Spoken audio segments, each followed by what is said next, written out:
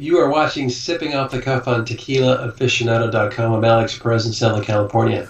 And I'm your trusted friend, Mike Morales in San Antonio. Just And call Mike me is on fire. just call me Kemosabe. Kemosabe. Because as we all know, that means trusted friend in Sonoran. Sonoran? Yeah. We're tonight, Wasn't Alex. the Lone Ranger from Sonora? Tonight we're gonna taste and discuss and dissect Kemosabe Mescal. Kemosabe. Kemosabe. Kemosabe. Because why settle for tequila when you can have Kemosabe? Kemosabe no sabe nada. Hey, that's what. Did I say that out loud? That's their slogan. Why settle for tequila? Step up to Kemosabe. Ooh. Ooh. They, you know, it's got a wonderful background. They do a lot. They're on Twitter, Instagram, Facebook, Google Plus. They've got a really neat story, Alex. It's a father-daughter combo. Cool. Yeah. Apparently, from all the information that we got from the PR company, from those folks, geez. Well, I know you got it from a PR company, but they're calling this a family crafted mezcal. Family crafted. The Joven is 43% ABV.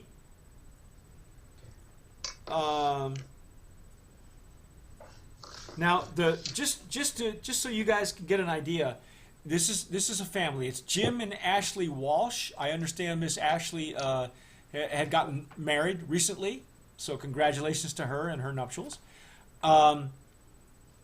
But they are a family. Agrarian passion began in the fields of Hawaii, cultivating the first ever chocolate plantation in the U.S. Hawaiian vintage chocolate, lauded the world's best chocolate by the New York Times in 1995. So they were in the chocolate business, and they figured that it was just a natural progression to go from chocolate in Hawaii to the land of cacao in Mexico. So they decided to marry the two and expand their portfolio and got into mezcal. So I'm going to use my Glencairn, my whiskey Glencairn that I like using for mezcal. You'll notice an unusual word, Alex, on the label. Can you pronounce that for me? I saw that. It's Joven Albedo. And we looked it up. I don't know what that is. I don't know what that is either. It sounds like an astrological term or maybe a metaphysical term, which would be really cool if they could explain it. If it was, I get if it's new agey and kind of, I'm cool with that. I really am. Because it's a spirit. There's a reason they call it spirits, right? But I would get a lot more out of it if it said Joven, Tobalá, Joven Espadín, Joven Tripón, anything else. Madre Couché, Tempestate, medley. Some of them, like for instance, El Silencio is a medley of 3 different ones. We don't know what this is made of, ladies and gentlemen. We don't know. It doesn't say. None of the information that we have is giving us what this is made with. So we're gonna fly blind. I'm using my Glencairn, and Glencairns. I do too. I love this one particularly for mezcal. I really enjoy using it for mezcal, because especially if the mezcal is floral or has any kind of smoke or whatever.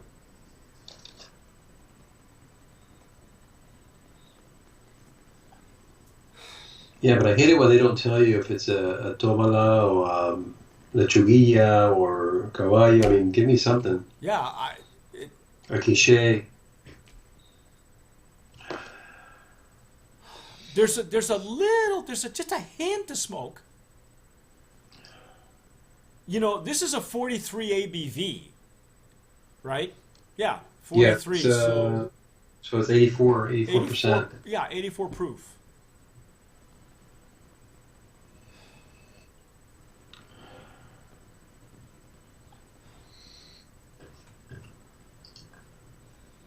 It's got a kind of a muted nose, Alex. There's nothing that's singing to me. I have to drill down like we do with some tequilas, for instance, which is unusual for me with this glass, because usually with a mezcal you've got all the aromas coming up at you, especially at a higher alcohol by volume. Yeah. Or even at 40 ABV. We've had some great, wonderful gateway mezcals at 40 that have a wonderful nose. I'm getting citrus.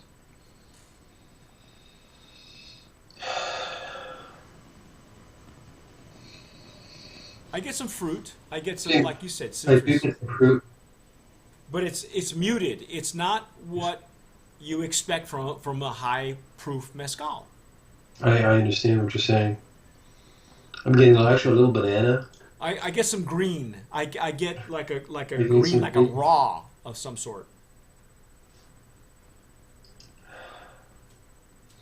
I don't get a whole lot of smoke, just a little bit of smokiness. Yeah, way down at the bottom. You have to really drill down for it.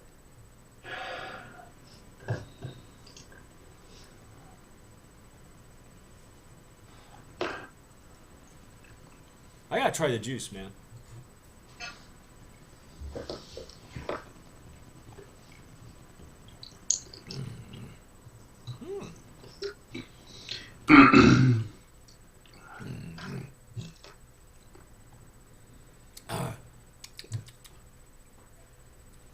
There's more smoke and alcohol on the intake than there is on the nose. Most definitely, I get a lot more citrus too. Yeah. The finish. It's pleasant. It's pleasant to me, Mike. I get the earthiness. Getting a little bit of wood too. Now, Or is that from smoke? It's more from the smoke, I think. there's a little bit of smoke. I'm not sure about the process because it doesn't tell us a whole lot. They go into great detail about all the really nice sustainable stuff that they do. They go from seedling to liquid. They have multiple types of farmed agave. Oh, okay. Created lovingly from seedling to liquid with multiple types of farmed agave from our own cultivated 1,200 hectare fields. Produced by combining craft and modern techniques. Triple distilled for consistency of outstanding taste. And it says blended by our own master distilling team with our own process and secret recipe. Okay. Number one, this has got to be a medley. Okay? I think so. If you got a blend, you got a blend of agaves. Right. So we know that, but we don't know what the blend is. Okay? That's cool. It's triple distilled. Even the gateway mezcals that we've had before are only double distilled. Yeah. So Okay. it takes it up a notch. Yeah. When they say combining craft and modern techniques, I think that because I think we can safely say that this falls under the industrial designation for mezcal versus traditional versus ancestral versus well, Single village, Palenque. yeah. This is a The combination. true craft. Right. Well, artisanal. That's the other designation. Artisanal, there you go, Yeah. artisanal. So it is not any of those things. This is a medley at a higher ABV, triple distilled, and I think they may have they may have combined some chocolate. And I get that that's what their background is from.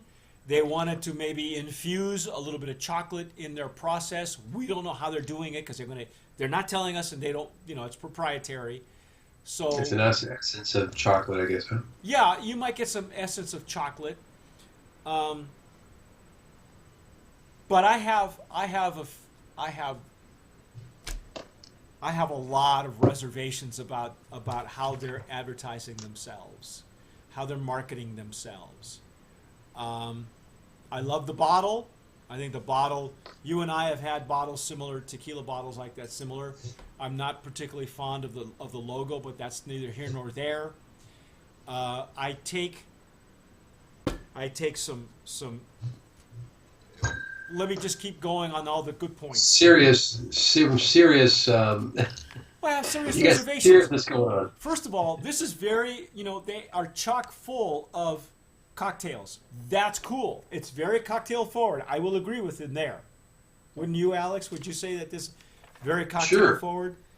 And they've gone through a lot of work. Oaxacan, they have a Oaxacan rush, a Oaxacan dusk. That's the names of their drinks, their signature drinks. Medianoche, green smoke. It's very cocktail forward. Lots of really handy cocktails. Okay, so if you're entertaining at home, and maybe this is a great gateway mezcal, even at 43 ABV. But here's what I'm going to tell you.